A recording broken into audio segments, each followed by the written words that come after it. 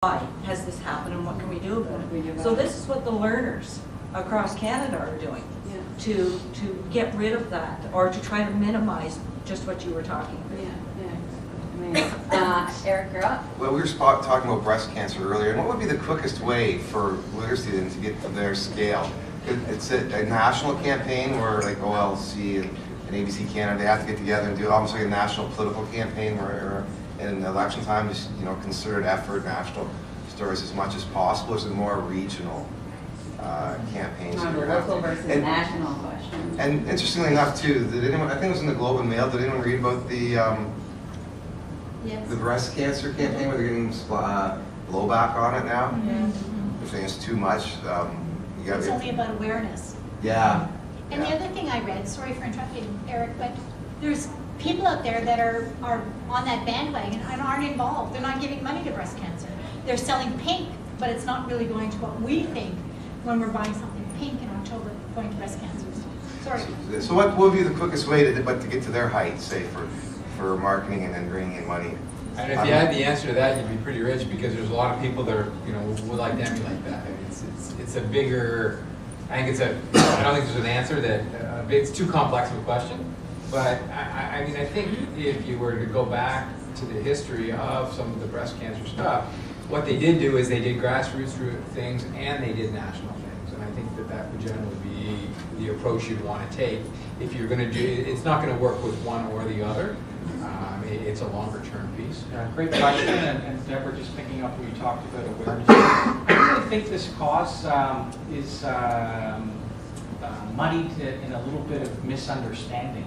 This is what I talked about earlier. I think we really have to clarify what this cause is about. I really feel we have to put a new narrative to people just like Simon to be able to bring the definition of literacy to a journalist at a whole new level. This year we announced a new fellowship, the Peter Zosky Life Literacy Fellowship, and it was such a great move to do that because it then brought a new narrative to journalists to get them to think about literacy in a very different way.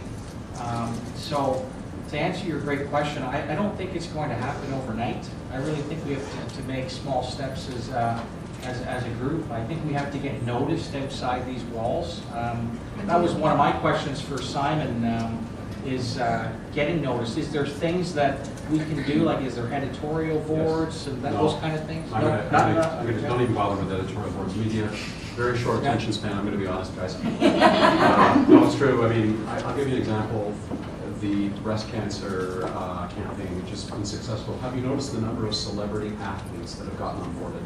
Anytime you use a celebrity, you get attention. This week, a Toronto Argonaut player wanted to wear pink socks on a game, and he wasn't allowed by some bylaw. It made it into the Globe and Mail, a little blurb like that, and made it into a front page of the sports section story about the Globe and Mail. His grandmother had died of breast cancer. By using celebrities, you get media's attention. Years ago, I was in Vancouver on a story, and I was told you have to cover the Grey Cup Parade, and I said, I haven't covered the Grey Cup Parade in years. Why? Pamela Anderson's going to be there. I said, so, and then my son editor said that draws eyeballs. That's what the media wants. They want people to read. They want people to watch the newscast. And to me, Pamela Anderson, okay, she's a celebrity. I know it sounds vapid, but it works. A couple of examples. The Reform Party in 1997, this is not to get political, just an example of what gets the attention of the media. How many of you remember a Liberal senator named David Thompson?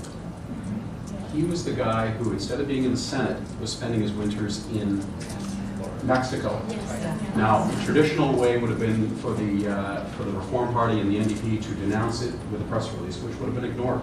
Instead, what the Reform Party did was they hired a mariachi band.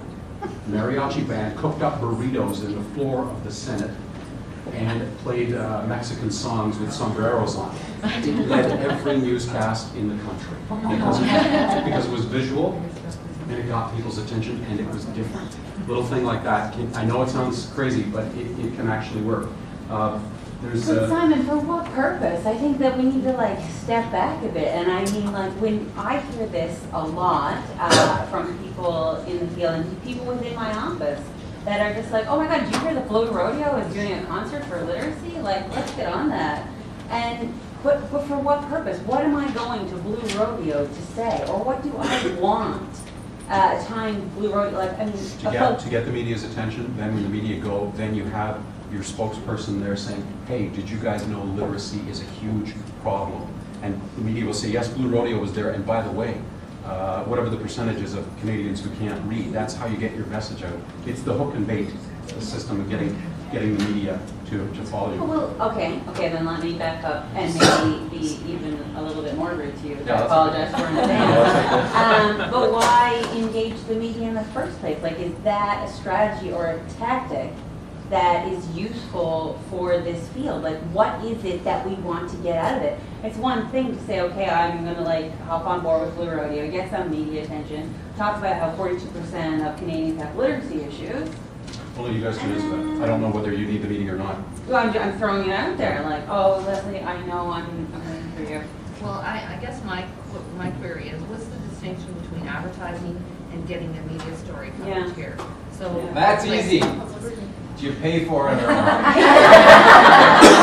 I know, but where do you start and do they work in conjunction with each other? And like, what do you do moving forward? Do you start with advertising, go for the story? Do you know?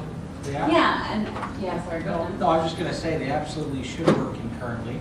And if they are working effectively in an organization, your brand is getting stronger. And as Jim quite rightly put, there's the unpaid side of selling, and then there's the paid side of selling. And unpaid is media relations, and sort of, I worked on that a lot in my career and working with guys like Simon and really trying to chase the story, but also to create the brand. On the advertising side, which, Jim, you can talk about. Yeah, I guess the only thing I would say though is, the media side, it's not, it doesn't have, it has a cost. People's time, people's energy, you have to pay for the mariachi bands. It still has a cost.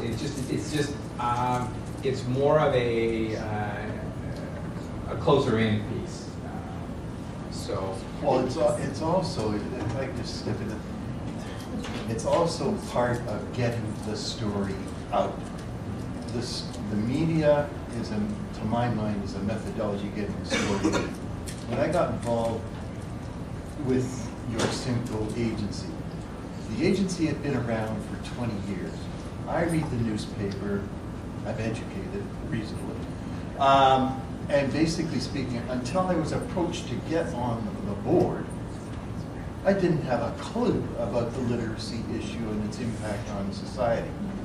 And this, to me, is what has to get out. There's a lot of people who do not understand the impact on society.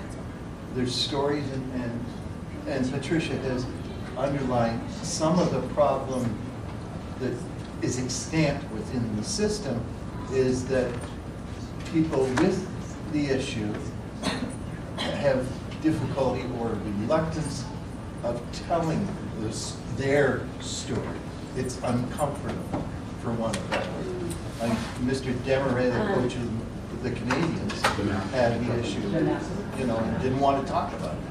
That's remember, I was just going to bring it up here. The Jacques Demers, the former Montreal Canadiens coach, when he came out and said he was illiterate, and remember they upped the story all over the media, every media outlet carried it. When you got a well-known person like that who is willing to talk a little bit about it, I know he was very shy about it, but it made such a huge impact, on every newscast and every sportscast. The man who led Montreal Canadiens to the last Stanley Cup was illiterate, and he was brave enough to talk about it. That's the tough part, getting people to talk about it. I think that's great that we have those champions like that, but it goes back to this point I've been trying to share with all of you about the new narrative. And the fact remains, though, is that if someone looks at that and thinks about the literacy case and say, well, I know how to read, then they're still not getting it. Exactly. It's not the full Exactly. power, it's not the big platform that we want to stand on as a cause. I don't want to lose that narrative, but I need to Oh, see yeah, this yeah, woman's yeah. question. Sorry, what's your name? Grace. Grace. Your point about Blue Rodeo is just funny because I love Blue Rodeo. Who doesn't love Blue I think Rodeo? the thing is that we're involved in the field and we take note of the statistics and we take note of what's going on because we're involved in it. And the thing is trying to appeal to the people that aren't involved in it. And that's where I think the celebrity and having the champions, because I just remember watching the Olympics, and there are, charities that use athletes to promote, peace and sport in Africa, which is terrific. But why? Because they have these well-known athletes participating, and the people were paying attention to the athletes and what they were saying. And the cause is a great cause, and there's so many great causes out there, but what was drawing attention to it were the people that were talking about it. So yeah, I think, we are all involved, and we know that literacy is important, and unfortunately it is a brand that I think has to get out there, and how do we do that? And I think, we do have to involve big name people or something just to draw the attention of the people that don't pay attention. Agreed to that kind of 100%. But thing. then once you get that attention, I'm going to go back to Anthony's point, what's the story? Like when you have the attention, what's the story? I think we focus a lot, and I mean, I get drawn into this as well, because it's easy to take a tool and do it. Literacy changes lives. Literacy opens up life. Well, And lobby government, and, give more attention to what needs to change people's to. lives. It's true. Oh, sorry. Yeah. What's your name? Jenny. Jenny. Oh, hi, Jenny. I was just really struck when you raised the piece around Jacques Demern and his talk about his background, because I was fascinated when that came out, because he spoke very explicitly about his difficulty learning coming from the violence in his background, and nothing picked it up in terms of that. And obviously I was watching that particularly carefully because my work is all around the impact of violence on learning. And so I often feel I'm at a double piece of how hard it is to get the issue paid attention to. It's hard to get any attention to the issue of literacy. It's even harder to get attention to how it is that past and present experiences of violence affect that learning. And I'm very struck by the fact that it seems we want the success story and not the more nuanced story. So I was particularly curious, how do we get that? So that even if somebody does speak very eloquently about the nuance, as he did, the media then disappears that and starts talking about learning disability and lots of people having trouble reading, but without one word more about the violence. Jenny, one of the problems that the media face is news doctors, that's what we call them, news experts have told us, keep our stories short. Yes. And Simple. yeah, short and simple, because people's attention span tends to waver. And we still at CBC have what we used to know as the Journal on the 10 o'clock news, and it's no longer called that, it's just called the National now. And they still try to do longer pieces there, but you're absolutely right. On average, my average news story for the CBC runs a minute 40, and they're thrilled if I can bring the story in at a minute 30. There's only so much we can get in at a minute 30, and unfortunately, and studies will back this up, people tend to tune out.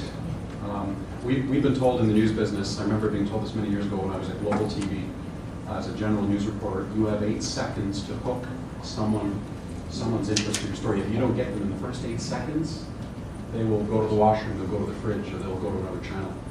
And that's why they tell us, don't let your stories go on too long. It is rare that shows like the Fifth Estate do still do that kind of thing, and Marketplace, fortunately they're still around. But you're right, it is a problem with the media that we don't delve deep enough. I don't have a solution, I'm afraid. Jody, Yeah. what do we like on time? How are we going till? We are going until 4:45, so we have Okay, about oh, 25. 4:35. 4:35, so we have about 15 minutes. Because one thing that we had a little pre-yak, and I did want to make sure we at least brought up is the whole area of social media right now. Yeah. And I say that because it's largely an investment of one's time and oneself and one's stories into trying to find others that have a shared interest. But when you put them together, it can have an exponential effect. And I just wanted to make sure we spent a few minutes. I mean, we could just do that for 5 minutes, Mm-hmm. and then kind of back to the audience. But I know, Simon, you've done some stuff on social media in particular. When I went to the Olympics in Beijing a couple of years ago, I was, as Jody mentioned, I was literally writing stories on my BlackBerry, and the same thing with Stanley Cup Live. So I do news and sports, by the way. Because they want the stories fast. In the old days, when you were doing a print story, you go take notes and then head back to the office, and that's too late now. Now they want the information immediately. So Literally, I have written scripts for my stories in my BlackBerry and press send, and it immediately could go on the CBC website, once it's checked by a copy editor.